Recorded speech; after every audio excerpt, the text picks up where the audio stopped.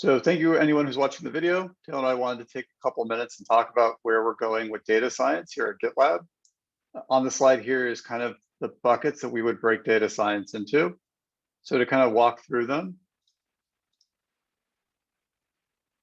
the first two areas that when we think of data science, we think of data ops as well as ML ops. Data ops is focused on really what Meltano is doing today. And our focus is to be able to continue to support Meltano, including making it an enterprise-grade built-in component within GitLab. Another area of focus is ML ops. Sometimes it's referred to as model ops. And by the way, this is different than AI ops, which I'll touch about on here in a minute. But this is very much focused on enabling customers to be able to build their own models, as well as maintain, manage, deploy, partial recall, and all the other components you would need to do to be able to take your ML models to production. The last thing I want to highlight for you are all kind of broken into what we would refer to as applied machine learning or applied ML. Insider threat, this is allowing us to identify anomalous behavior, whether that's user behavior or CI behavior. If you're familiar with the goals of the defense stage back when we had it, one of the areas of focus was UEBA or user entity and behavior analytics. This is detecting changes in user behavior, correlating events back to determine if they're legitimate moves by a valid user, as well as getting things like spam detection, abuse detection, and so forth. And you'll see a lot of that getting highlighted both in recent keynotes and group conversations with the security team. Intelligent code security is also part of that. This is really about us trying to reduce the noise people see, whether that is from security scans or build logs, as well as building automated recommendation engines. This could be true for security. The best one I can think of, and Taylor will probably touch on this a little bit, is but for SaaS, being able to auto-identify what the vulnerability was and automatically repair it. Nicole's actually working on something related to this too, about automatic killing of production environments. So if there's a vulnerable dependency, not only being able to auto-remediate within the MR, but give the user the ability to then auto-redeploy back out in production. And then finally, and this has been our first focus, and I will admit that this is not the right name for it, and we need to give it a better name, but automated portfolio management, where we're getting into tracking things such as labels, whether things are labeled properly, identifying the right code reviewer, and other things that we can automatically add to stages like plan and create. This all comes together as our current working stage name of Learn. With that, I want to hand it over to Taylor, who can walk through the direction pages a little bit more. Awesome. Thanks, David. Basically, what we're going to talk about quickly is an overview of all of the different areas within GitLab Learn. So the focus of GitLab Learn really is to empower and enable data science workloads on top of GitLab. And what that basically means is today you've got lots of data in organizations. You maybe have a machine learning organization and engineers focused on bespoke data analysis features, trying to use intelligence to bring those into a product. That is really what we're trying to help enable, is to connect the data that organizations have with the actual intelligence and machine learning that we're now seeing emerging in the software development space. And both of those have separate problems. We already know this with data ops, with Meltano. It's a large focus space. There's tons of competitors. Notably, like Snowflake is a great example of a company that does ETL well. Data ops really is about those three components of ETL: extract, load, and transform. Gathering all of the data from the various disparate sources you have, loading it into a centralized place, and then cleaning it so that you can actually do something with it in a transform stage. So that's really why we have to have a component of data, because you can't do machine learning or artificial intelligence without data to actually run any intelligence on top of. So the data ops piece is really focused on collecting all of that data. And we're doing that today through Meltano. Certainly there's much more that we could be doing there to help get that data into a structure format, loaded into GitLab CI, so that you can then go and run models on it. Next, we've got machine learning, ML ops. So this is really about what you actually go and do with that data. How do you extract value out of it? And how do you deploy those machine learning and artificial intelligence models to production.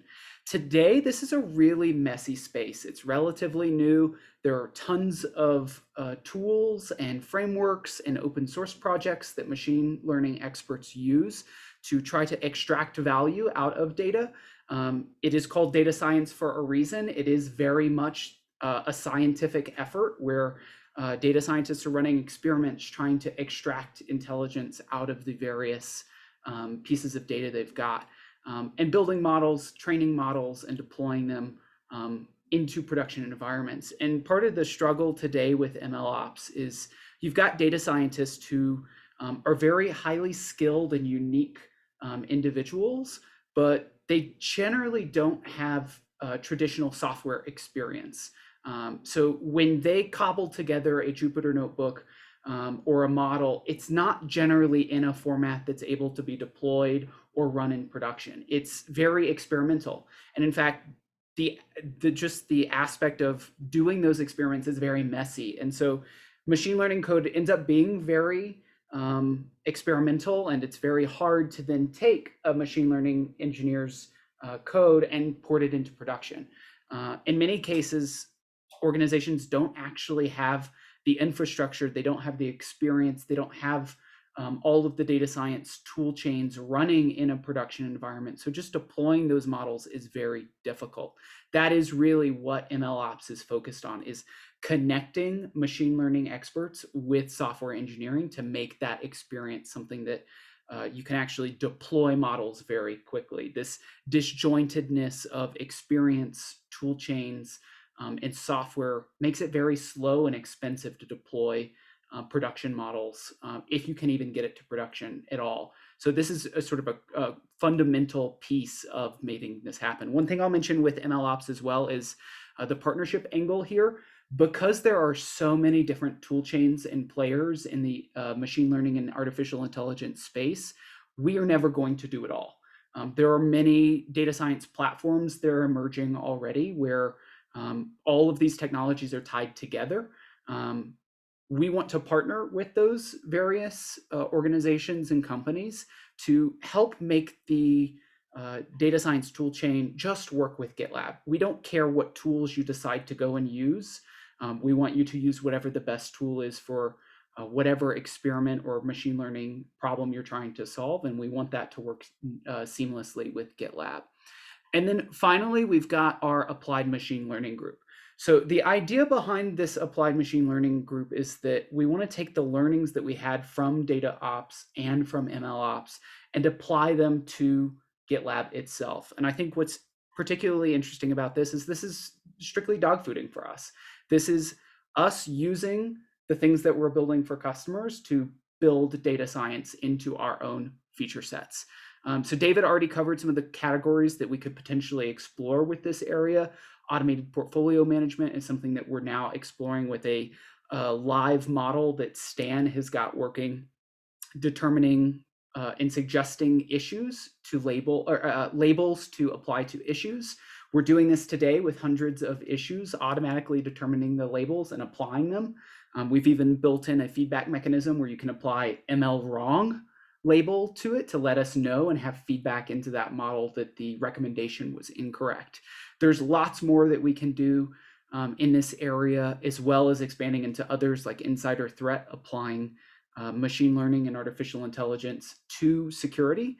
When you think about anomalies that happen, it's very hard for a person to sit and watch logs all day long and make decisions based on them. This is a classical machine learning problem that you can put heuristics in front of data and let it make automated decisions. So that's kind of the idea behind insider threat, to make GitLab smarter and more secure with machine learning.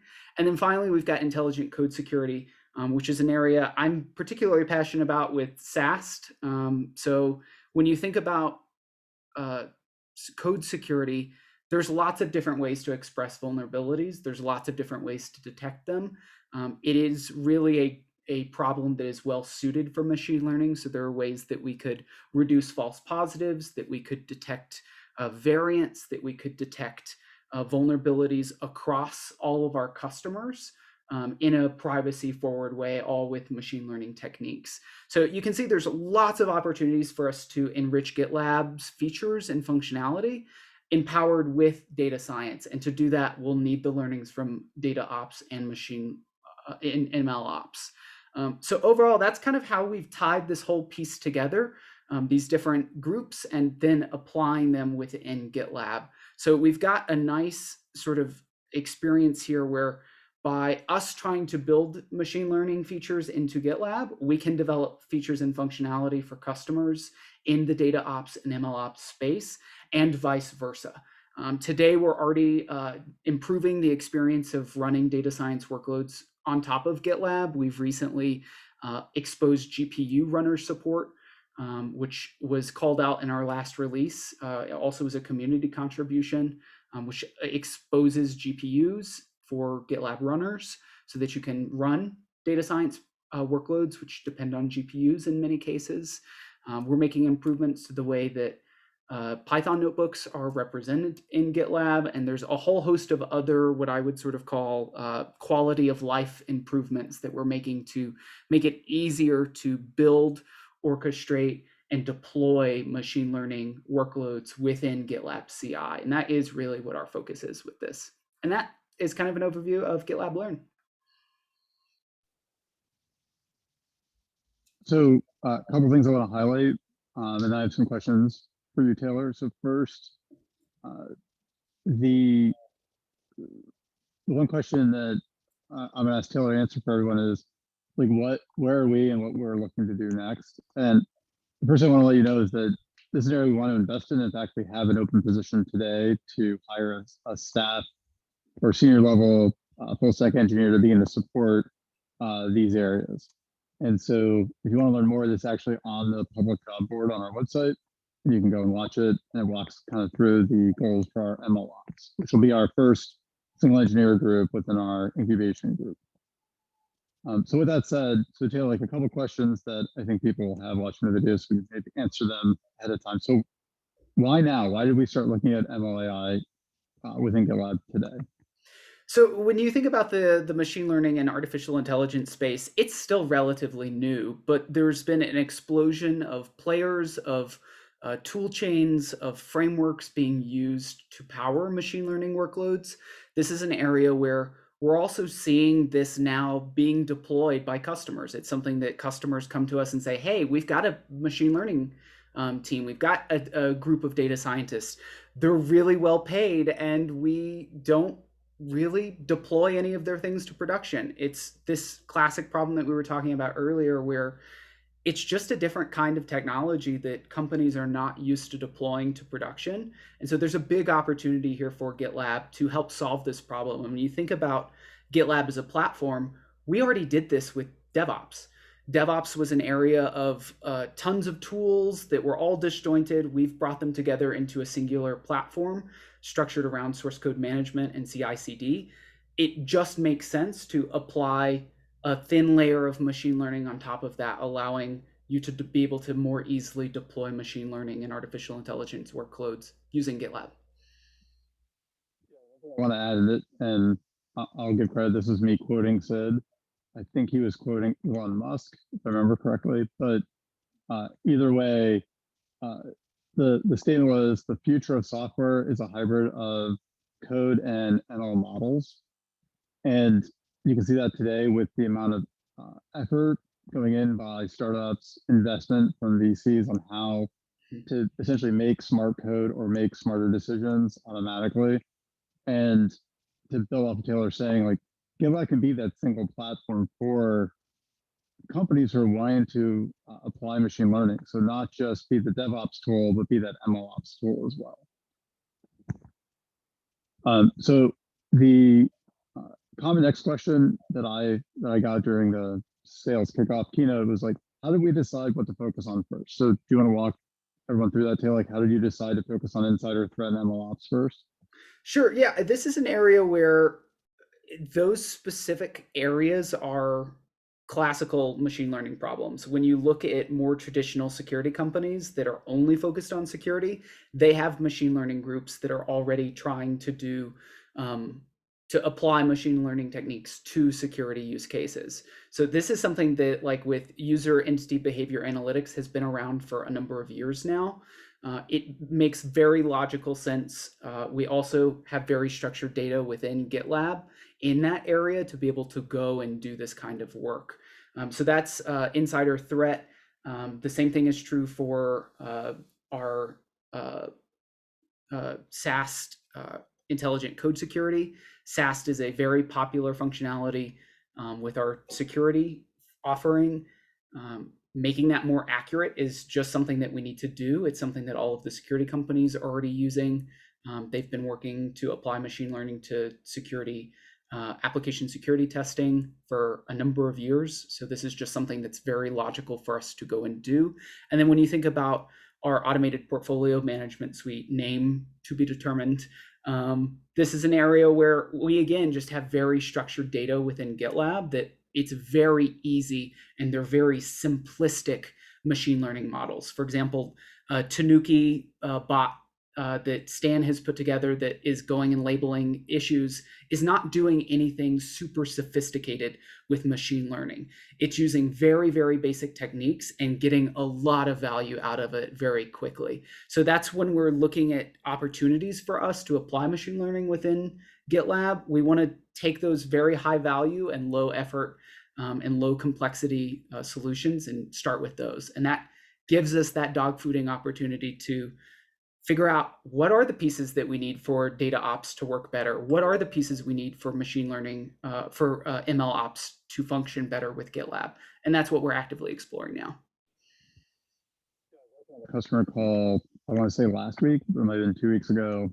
Time flies here at GitLab. In case you've experienced that, but they were actually saying to us on the call, they have thousands of GitLab projects across multiple groups and subgroups, and they just need to know what their status is on projects. And when we started talking about labeling and essentially issue triaging, it became abundantly clear that, like us, they have probably hundreds of labels they use. And how do you take that and you begin to apply it? And this became a natural extension of this conversation that Taylor highlighted, where you kind of come in and be able to say, like, okay, here are the right labels. I've identified all these labels. I've labeled everything properly. Now I can run issue management reports off of that, which will be a great component for our customers. The next question for Taylor here is, I have questions from customers about MLAI. How do I get them in? Yeah, so the first piece would be to point you to our Slack channels. We've got one set up for the stage, so S_learn. We also have a G_machine learning, where we're hanging out and talking about all of the different things that we're working on in the machine learning space. So definitely feel free to jump into those channels. Certainly, if you've got customers interested in how GitLab is using ML, or AI, or how we're enabling customers to run data science workloads on top of GitLab, I'm always happy to chat with customers. We're actively looking for customers to explore this area as we build out the personas, the use cases, and work out what functionality we need to support. So if you've got those customers, reach out to me, and we'll get you sorted. Did you mention the Slack channel names for everyone? Yep. Okay. Again, they're S_learn and G_machine learning. The final question that I commonly get, Taylor, is like, I'm interested in contributing to this effort. How do I get involved? Yeah, first, definitely join those Slack channels. We're there exchanging articles and talking about customers we're talking with. If you've got customers or if you've got experience with machine learning, we would just love to know what doesn't work. Some of the things that we've just started working on, like enabling GPU support in GitLab Runner, improving the Python notebook support, are just very, very basic things that anyone trying to run machine learning workloads on GitLab just knew didn't work the way that they needed to, or didn't function at all. So those little tiny things that, like, oh, I just wish it were a little bit easier to do X, Y, or Z related to a machine learning workload, those are things that we can easily prioritize early on to just help make all of this go easier. And certainly if you've got connections to the machine learning and artificial intelligence community, definitely let us know. We're chatting with partners in this space, other technology companies. So we're happy to engage any way that we can. Yeah, and to kind of echo something Taylor said a minute ago is that today this is being supported by no one whose full-time job it is. It's people who are taking time. So if you're interested and you're a developer, and even if you're not a developer, but you want to commit some code to help what we're trying to do here to get everything kicked off, please do reach out in those channels, and Taylor or Stan or Mon can point you to the issues that we're currently tracking and what we think we need to tackle next. Everyone can contribute, and we would love to get additional help from people as they have time. So those are typical questions. If you had more questions, please feel free to put them in the Slack channel that Taylor mentioned. Before I ask Taylor to make his final comments, I do want to take a moment to thank the people who've been working on this already. So Taylor, who's obviously on the call here, Monray, who is based out of the APAC region as part of the SA org, as well as Stan Hughes, one of our engineering fellows. This all would have been possible without their time and dedication to making it possible. And as Taylor said, 13.9, we had our first ML-related feature ship, which is exciting. And that was in collaboration with a customer who wanted to see us get NVIDIA GPU support. So big thanks to them. They're the ones who got the direction pages together and are giving their time on top of their current responsibilities where they can to help move this forward. So big thank you from me to all of them. To kind of wrap this up, Taylor, is any last thoughts you have that you want to share with everyone? I would just say this is an exciting opportunity for GitLab. It's an area that is relatively cutting edge. There's lots of new innovation happening in this space. GitLab today doesn't really have anything to offer here. So this is truly a greenfield opportunity for us. And it strikes the same chords as the success that we've found in the DevOps space, in the security space, and really just puts us forward as a thought leader. So if you're keeping up with what's new in machine learning or just watching what's happening in the community or new ways that technology companies are using ML and AI, definitely share those with us. We're very interested, and hopefully you'll join us in the Slack channels, and looking forward to the impact that this could make to GitLab.